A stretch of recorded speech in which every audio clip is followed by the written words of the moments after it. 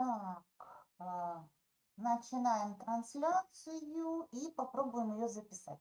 Я вас приветствую, меня зовут Инна Олейник, я мастер из Украины по валянию обуви. Валяю давно, уже лет 10, и мой канал также существует уже довольно долгое время, и вы получали от меня свои мастер-классы, которые приобретали у меня непосредственно с этого канала, но со студии, творческой студии YouTube.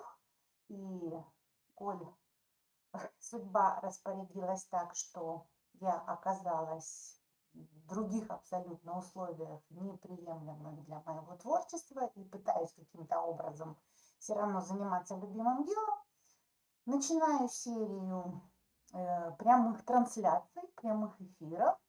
И для меня это тоже новая наука, так как прогресс идет, миллион новых фишек, лайфхаков, которые существуют в пространстве видео, в эфире, тоже необходимо осваивать. Поэтому сегодня первая моя прямая трансляция, и я буду валять, но уже не в полном смысле слова, но тем не менее валять в прямом эфире, и для меня это ново. Обычно это была запись, но теперь будем делать все это наяву.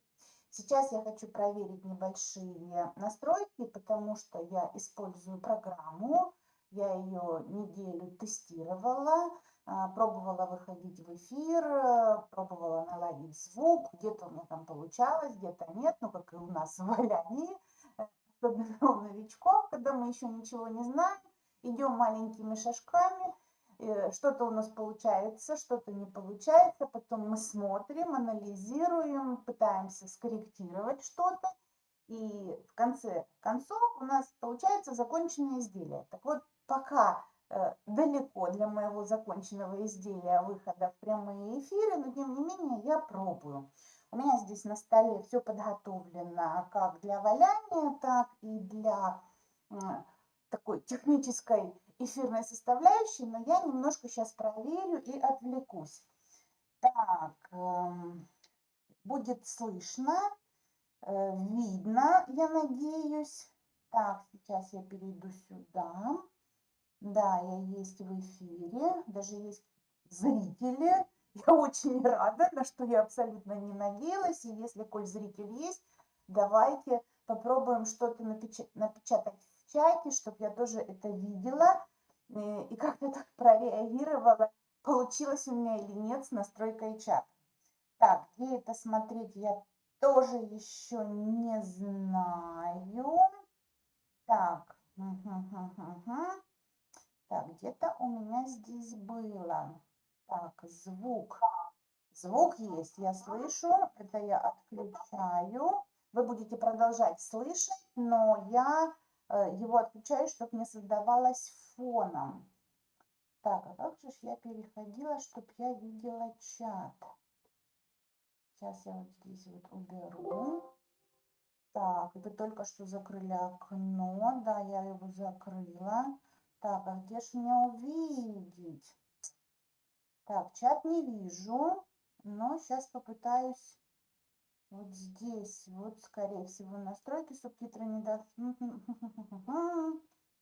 Так, сейчас посмотрим. Окей, так, добро, оставлю этот момент на потом. Итак, мы приступим к валянию и исправлению тех ошибок, которые, в принципе, и подвигли выпустить этот прямой эфир. Переходим на стол, на непосредственно виновника нашей всей истории и рассказываю, что здесь произошло. В последнее время у меня есть заказы на изготовление нестандартной обуви. В чем это нестандартность? В основном это больные ноги с какими-то шишками, с какими-то проблемными местами. И чтобы изготовить обувь, я изначально корректирую колодку. Этот процесс занимает немного времени. Для этого я использую разные виды. Здесь вы видите, вот, допустим, использована пробка, использована полимерная глина, пластик. И когда уже в итоге колодка готова по тем размерам, я приступаю к валянию обуви. Но есть такой момент, когда, особенно связанный с больными ногами, когда мы замеряем наши параметры, длину и ширину, объем, возможно, какие-то есть еще нюансы. Нога у человека может быть в тот момент, допустим, особенно это по утру, менее отечна. К вечеру все эти показатели становятся более увеличенными, как произошло, например, вот когда я изготавливала обувь для этой пары. Мало того, что размер в 2 размера разница, то есть около 2 сантиметров между правой и левой, абсолютно разная полнота, пришлось корректировать. И вот, допустим, вот эта пара обуви, небольшие изменения, но все-таки я вносила. Я вносила в носочную часть, допустим, немножко корректировала ее по полноте, но длина была маломальски нормально, колодки и подошвы. Но мы иногда, беря заказ в работу, пытаемся создать идентичную валенную заготовку к колодке, но заказчик просит у нас, я люблю, чтобы вот притык было. И таких заказов как бы мало, в основном, что было свободно, вот что было там просторно. У немцев я столкнулась с этим, вообще как бы так, интересная ситуация с подбором размеров, они все берут на размер больше.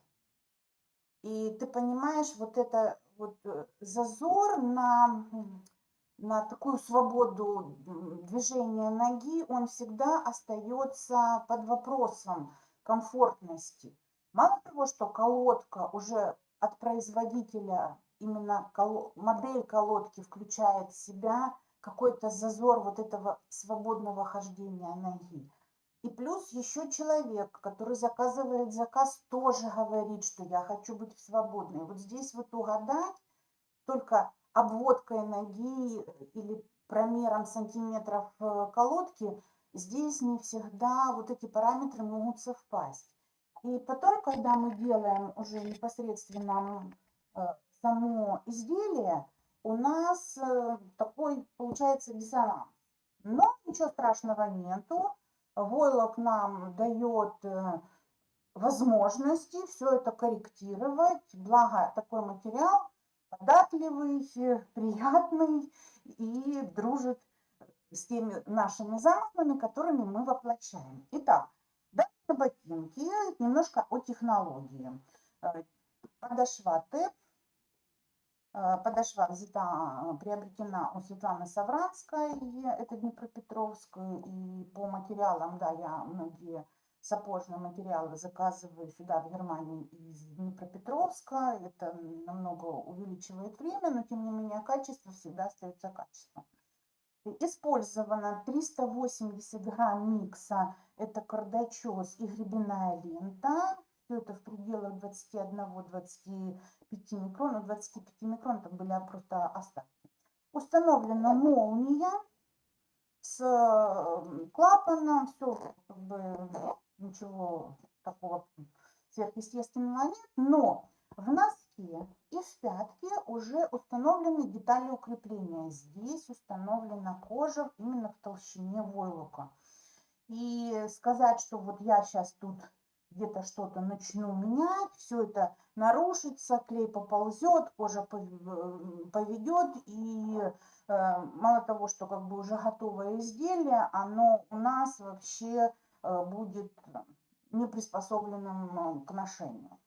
Должна вас обрадовать, ничего страшного нет.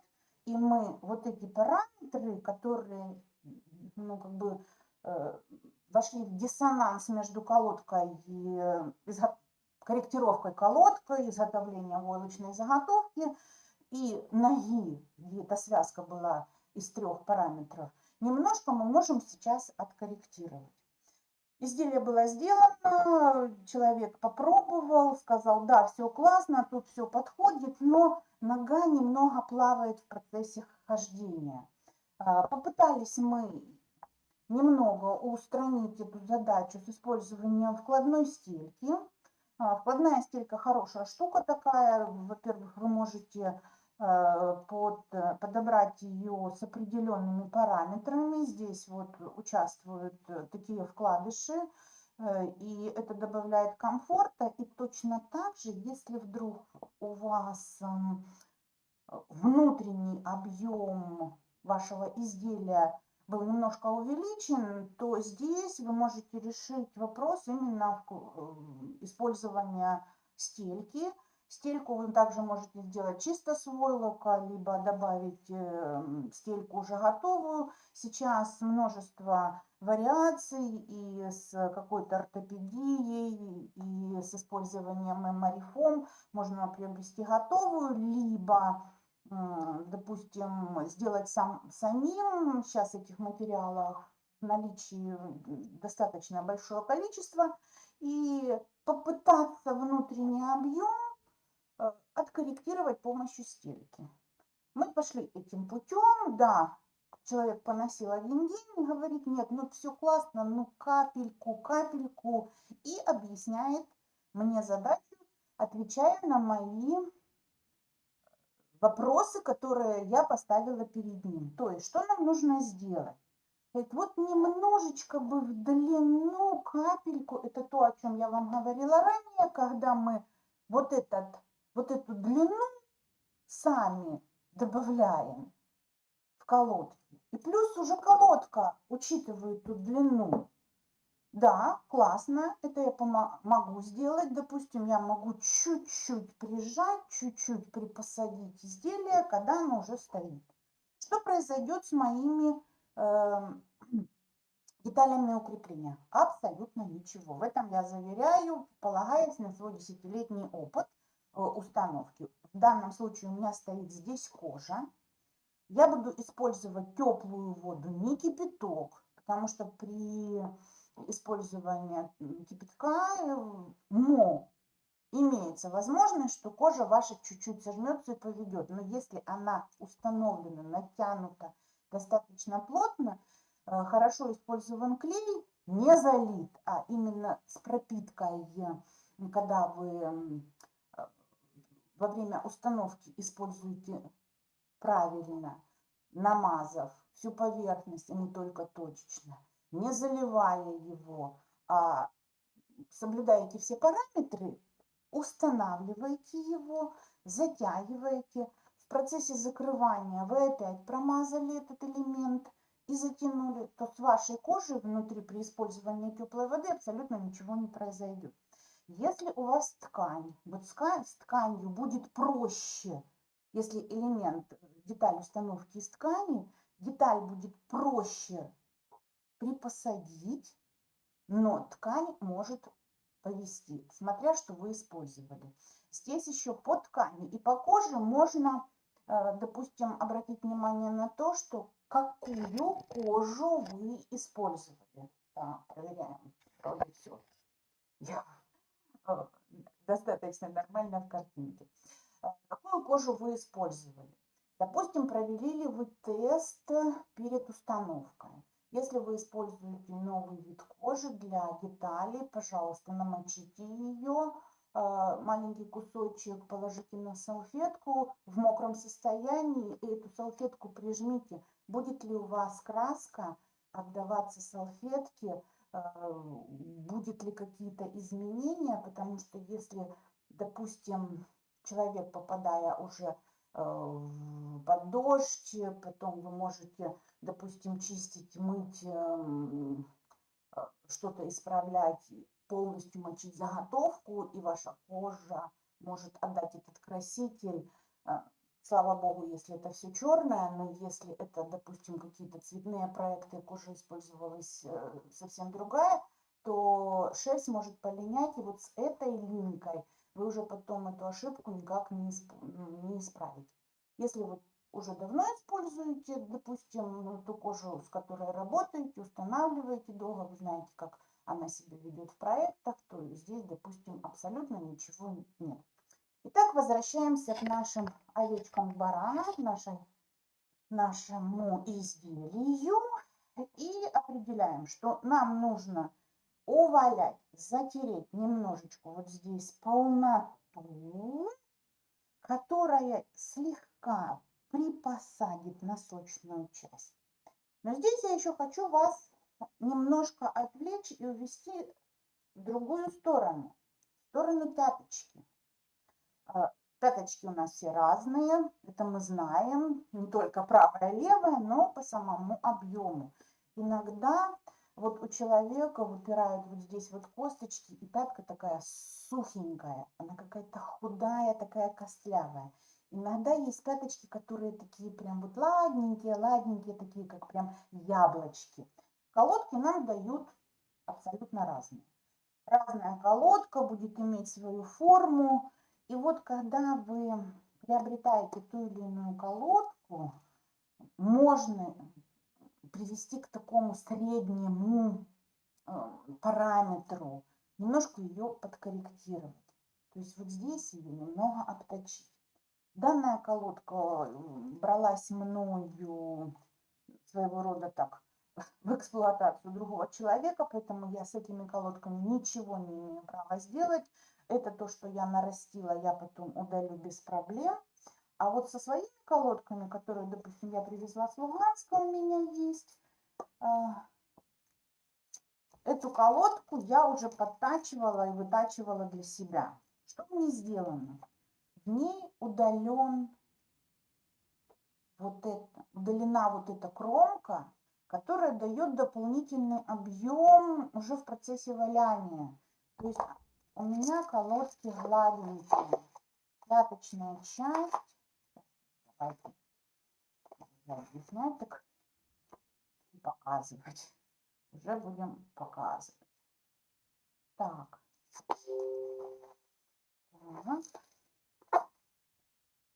Вот моя колодка, которая обточенная. То есть вот если сравнить с готовой, вы видите, да, что вот эта часть вся обточена. Удален верхний вот рубец угла в колодке, который тоже дает объем. И валеной обувь вот этот вот угол не позволяет плотно сесть на ноге. То есть получение дополнительного объема, и не фиксируется хорошо нога в войлочной обуви. Так, ага, я вылетела немножко с экрана. Вот здесь вот. Тоже нуждается в корректировке. То есть вот эту часть пяточки мы ее, если не спиливаем, то вот здесь мы ее должны хорошо проработать. То есть если мы немножко припосадим вот в эту часть вот здесь, то наша заготовка будет более комфортно сидеть на ножку. Итак, мы понимаем наши действия. Мы затираем, уваливаем эту часть, затираем вот эту часть и вот эту часть, то есть работаем над теми местами, где у нас колодка не откорректирована полностью.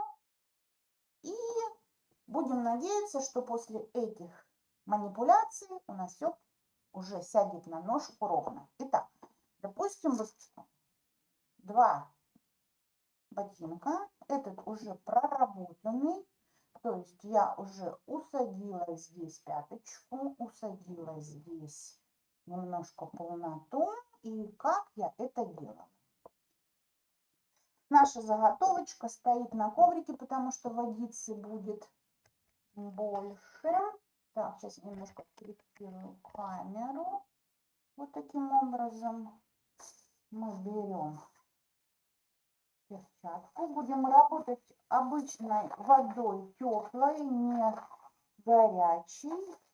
И нам понадобится абсолютно немножечко нашего моющего средства. Вот буквально капельку-капельку, которая потом будет довольно легко смываться. Наливаем водицы. У нас сразу идет впитывание, потому что наше моющее средство надрывает натяжение молекулы в воде. И мы начинаем прорабатывать. То есть мы прорабатываем эту часть. Дальше нам нужно будет проработать наружную часть. Не бойтесь, ничего с вашими деталями не случится. То есть мы проработаем вот эту часть.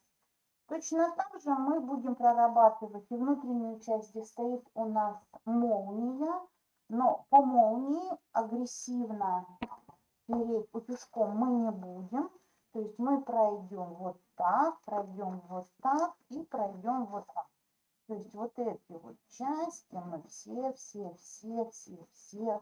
уваляем. Дальше мы будем работать с пяткой, припосаживая вот так. И потом еще подтянем длину. То есть вот эту часть мы точно так же подработаем. И в итоге мы все это дело усадим.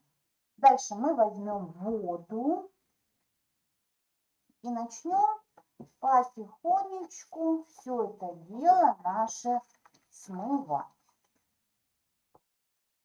Точно так же.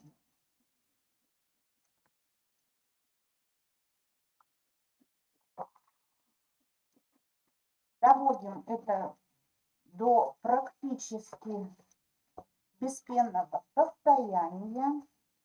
Пены еще много, здесь я не удаляла. Я вам показываю сейчас принцип. Когда вода будет уже не такая мыльная, 100% мыло вы не вымоете, и работаю я на синтетических моющих средствах, чтобы все это дело быстрее выходило. Дальше мы потом хорошенько выталкиваем воду из войлока при помощи махрового полотенца, ветоши. Можем оставить на какое-то время кверху ногой, чтобы все это стекло. И под гравитацией все это выйдет на ветошь, учитывая, что в нашей подошве имеются такие технологические ячейки, которые в процессе вот такого состояния вертикального могут заполниться водой. Желательно перевернуть. Даже если вы устанавливаете между подошвой и войлоком какую-то прослойку в виде кожкартона, обувного картона, ничего с ним не случится, но вот так вот должно стечь из войлока вода, и в таком положении желательно, чтобы они сушились. Можно использовать батарейки, только когда вы их ботинки, так, когда вы выкладываете ботинки, желательно ботинки ложить тоже на какую-то прослойку ветоши, потому что вот оставляются заломы на самом войлоке, и тогда уже плохо выглядит сам войлок. Также войлок вы можете после таких агрессивных действий утюжком немножечко подбрить. Это тоже допускается, то есть привести к готовому состоянию. Ну вот, по сути дела, вот так вы можете исправить свои ошибки. Я сейчас хочу посмотреть, конечно, чат. Меня интересует, потому что если там какие-то вопросы, чтобы я могла сразу... Так, ага, у нас даже 2 человека. замечательно. Так, хочу посмотреть, где же мне найти этот чат, а? Не знаю. Прям. Так, ладно. Ну, что ж, первый блин будем считать нашим комом. Может, не комом, но я рада, что он технически, скорее всего, состоялся, потому что мне нужно будет сохранить это видео. Ваши вопросы я увижу под видео, если вы их там опубликуете. Буду рада помочь в каких-то нестандартных ситуациях. Для меня это тоже очень интересно. И также мы можем встретиться в следующий раз и тоже в прямом эфире. Прямая трансляция очень интересная штука. Попробуем немножечко разобраться с ее технической составляющей. И тогда у нас будет и чат, и можно будет уже вводить какие-то презентации. Соответственно, место я уже понимаю, что нужно немножко изменить. В процессе валяния есть вот такие моменты, допустим, когда нужно с камерой поработать. Я также жду микрофон хороший, чтобы звук был замечательный. В общем, двигаемся вперед. Ну что, до новых встреч тогда. Сохраняем нашу запись. Пока.